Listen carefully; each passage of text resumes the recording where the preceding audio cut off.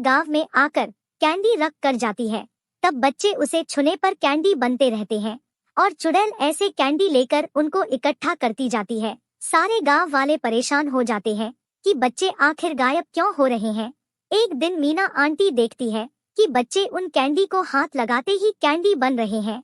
तब वो सारे गांव वालों को लेकर लाठी वाले बाबा जी के पास जाती है। बाबा जी बताते हैं, हम वहाँ पर एक जाल बिछाएंगे और उस चुड़ैल की गर्दन को उसके ऊंट के शरीर से अलग कर देंगे। बाबा जी चुड़ैल के कैंडी की जगह पर पैरों को जकड़ने वाला यंत्र रख देते हैं।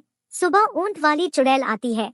आते ही उसके पैर जमीन में अटक जाते हैं। फिर ऊपर से एक यंत्र आकर उसकी मुंडी को खींचता है।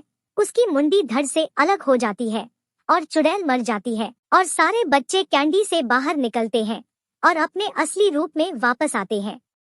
3 चुड़ैल गांव में आकर गौ माता को ले जा रही होती है। तभी बिरजू उन्हें रोकने की कोशिश करता है, लेकिन एक चुड़ैल उसे बेहोश कर देती है और तीनों चुड़ैल गौ माता को उठाकर ले जाती हैं। फिर बाबा जी गाँव में आते हैं। बिरजू उन्हें बताता है कि 3 चुड़ैल गौ माता को उठाकर ले गई हैं। बाबा जी बिरजू को शेर बना देते हैं और उस पर सवार होकर उन चुड़ैलों के पास जाने के लिए निकल पड़ते हैं। बाबा जी देखते हैं कि तीनों चुड़ैल गाय को बांधकर नीचे से आग लगाकर गाय को जलाने की तैयारी कर रही होती है। तभी बाबा जी उन पर एक जादू फेंक देते हैं और उन्हें अंधा कर देते हैं और फिर शेर उन तीनों को लकड़ी पर बांधकर जलने के लिए छोड़ देता है। तीनों चुड़ैल जलकर राख हो जाती है और बाबा जी गौ माता को छुड़ा लेते हैं। गंजी चुड़ैल लोगों को परेशान करने लगी थी। गंजी चुड़ैल ने हेमा की पड़ोसन को देख लिया। वो उड़कर पीछे से उसके पास चली गई।